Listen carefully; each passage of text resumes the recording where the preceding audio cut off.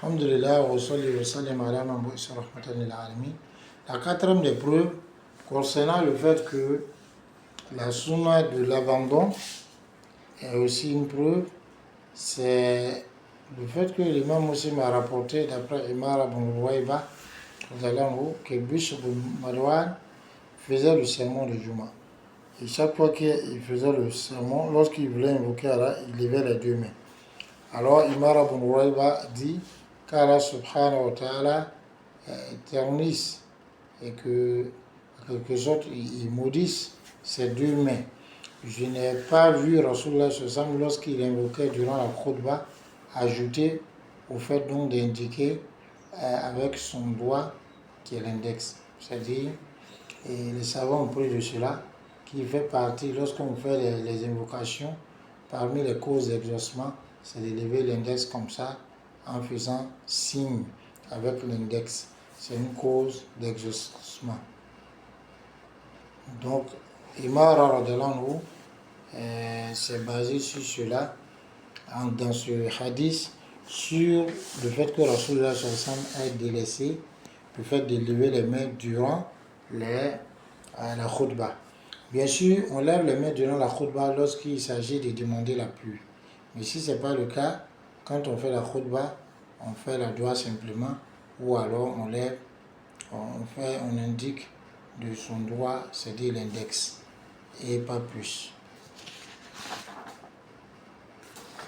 Autre preuve, c'est la cinquième preuve, c'est ce qui a été rapporté d'après Ibn Mas'ud radhiyallahu anhu, comme on est déjà passé dessus, où il a blâmé des gens qui étaient en train d'évoquer Allah avec les cailloux, et ils étaient revenus, un dit 100 fois Subhanallah, lit 100 fois Allahu Akbar, ainsi de suite.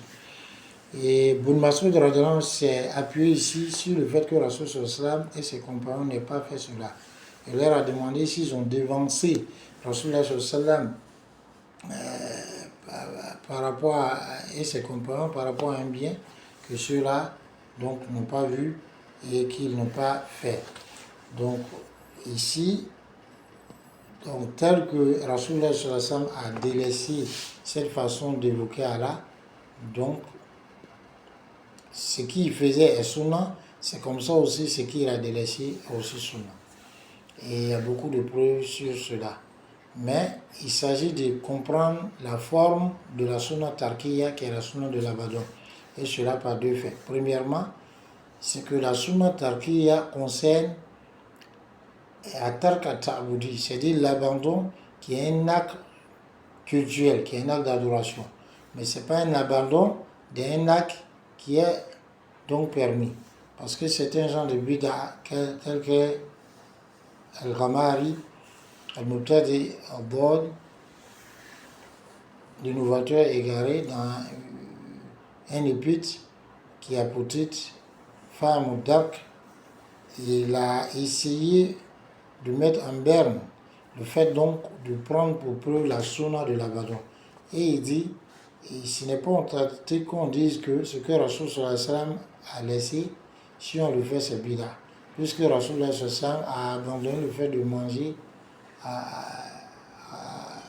c'est-à-dire Ad-Dab, qui est l'ours.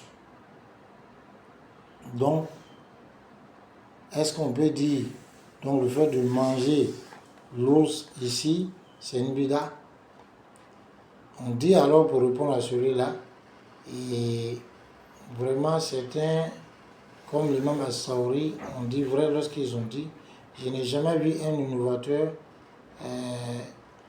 doué de raison.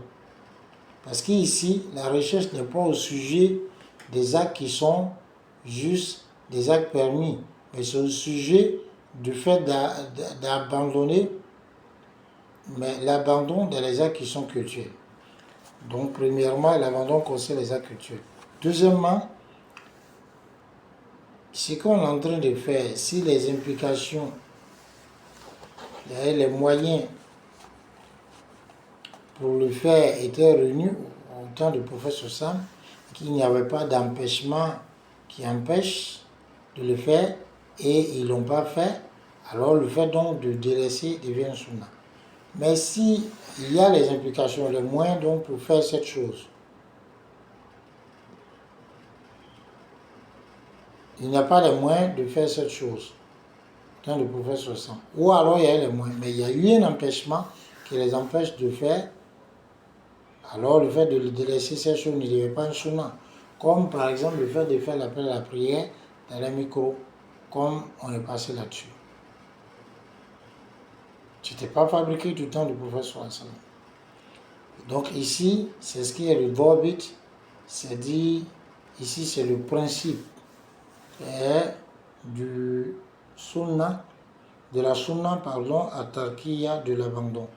C'est dire que ce qui est en train d'abandonner, il y a les implications les moyens pour le faire et qu'il n'y ait pas eu d'empêchement et que cela se fasse dans les actes culturels et que malgré ça, c'est abandonné. Donc le fait d'abandonner ce sunnah. Et les ulama ont montré le caractère, c'est-à-dire le fait que la sunna de l'abandon est une preuve qui est prise en considération. L'imam Shafi'i, rahimahullah, dans son livre Ar-Risala, quand il parlait de la zakat, il a cité un certain nombre d'éléments pour lesquels on ne donne pas de zakat. Parce que, c'est-à-dire, ils ne sont pas des biens sur lesquels la zakat est prélevée, puisque Rasulullah sallallahu alayhi wa sallam n'a pas enlevé la zakat dans ces choses. Donc l'imam Shafi'i, rahimahullah, il s'est appuyé sur la sunna de l'abandon, la sunna at-tarkiya. Donc il faut bien comprendre ces questions. L'imam Ibn al-Hajar, il a dit, d'après l'imam Shafi'i, une parole dont la substance est que tel que ce que Rasul Sallam fait est sunna, donc ce qui délaisse est aussi sunna. Et cela a été bien déterminé par Cheikh Islam Ibn Taymiyyah dans son livre Al-Iqtida, dans Sharh al-Umda, Qism al-Salah, aussi dans son livre Al-Qawaid al-Nouraniya, Ibn Qayyim dans son livre Al-A'lam al-Muwaqqi'in dans son livre aussi Al-Huda, et d'autres parmi ses livres. Ça a été aussi clarifié par l'imam Ash-Shatibi dans son livre Al-I'tisam, dans son livre aussi Al-Muwafaqat, et d'autres gens de science. Donc, des paroles au sujet donc, de la sunna at-tarqiya, et qu'elle est une preuve qui est prise en considération, c'est beaucoup. Donc, tel que le fait que Rasul Sallam fasse quelque chose est sunna, donc le fait qu'il délaisse aussi, c'est sunna. Et car nous accorde la bonne compréhension, cette partie est une partie longue.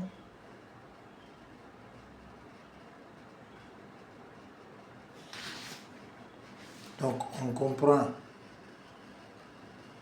à partir donc de cela, de tout ce qui précède, il devient clair que la sunna at-tarkiya, la sunna de l'abandon, est une preuve. Et ça fait partie des preuves de la sunna. Puisque le fait que Rasul Sallam fasse quelque chose est sunna, le fait qu'il délaisse aussi est sunna.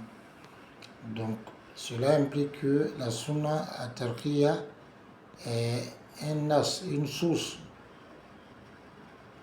spécifique, donc qui spécifie les preuves, les sources générales et qui restreint les sources donc, qui sont éclatées et qui aussi clarifie les sources globales. Et si, alors, il y a un qiyas, une analogie qui contrarie la sunna tarkiya, cette analogie devient vaine. Et cela fait partie de la science très enrichissante et très pointue que Cheikh Islam Ibn Taymiyyah a cité dans son livre Al-Iqtida. Si quelqu'un dit la dua en groupe est quelque chose de légiféré, puisqu'il a dit, votre Seigneur a dit, invoquez-moi, je vais vous exaucer. Sa parole invoquez-moi, c'est un fi'l, fi siyaq al-isbat, c'est donc un verbe dans un contexte donc de confirmation et d'attestation. Donc c'est quelque chose qui est éclaté. On peut faire l'évocation comme on veut. On leur dira alors, ce texte éclaté donc, a été contrarié par la sunna at-tarkiya, la sunna donc de l'abandon. Puisque Rasulullah et ses compagnons n'invoquaient pas une dua jama'i, en groupe comme ça. Donc, on verra que la sunna at-tarkiya ici, donc, elle fait quoi? Elle restreint ce qui est de portée générale.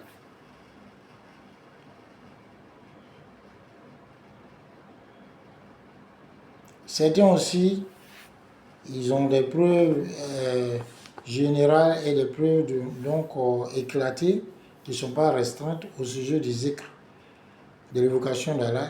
Ils disent, nous on va évoquer Allah d'un zikr, yani jama'i, global, en groupe, après les prières obligatoires. Mais on leur dira que ces preuves donc, ont été contrariées par la sunna at-tarkiya qui a donc spécifié les preuves générales et qui a restreint ces preuves éclatées. Quelqu'un dit par exemple, la marche entre Safa et Marwa, on appelle ça tawaf, puisqu'elle a dit Inna Safa wal Marwata min sha'airillah. Alors, Safa et Marwa font partie des emblèmes d'Allah. Faman hajja al-bayta aw itamara fala junaha alayhi an yattawafa bihima. Alors qu'après le tawaf, autour de la Kaaba, il est légiféré de faire 2 prières surrogatoires. Donc aussi, nous on va faire 2 prières, 2 unités de prières surrogatoires après la marche entre Safa et Marwa. Et certains parmi nos contemporains, parmi ceux qui sont venus après les pieux prédécesseurs, parmi les Shafi'iyya et autres que, prennent ce verset comme preuve, c'est-à-dire en faisant une analogie pour dire ce qui est venu au niveau du tawaf, après autour de la Kaaba, où il faut faire 2 rakas. Donc, quand on fait la marche entre Safa et Marwa, on fait 2 rakas. Mais on dira que ceci est une analogie. Et cette analogie, si se trouve contrariée par la sunna de l'abandon, alors cette analogie devient vaine. Donc, si on accomplit cela, donc on va couper la route à tous ceux qui sont innovateurs, qui accourent vers tout ce qui est, c'est-à-dire des sources à interprétation diverses ou bien des sources globales et qui veulent à cela attester des bid'ah, des innovations. Donc la sunna at-tarkiya a cette force parce qu'elle est une preuve juridique. Car nous accorde la bonne compréhension. Salam alaikum wa rahmatullah.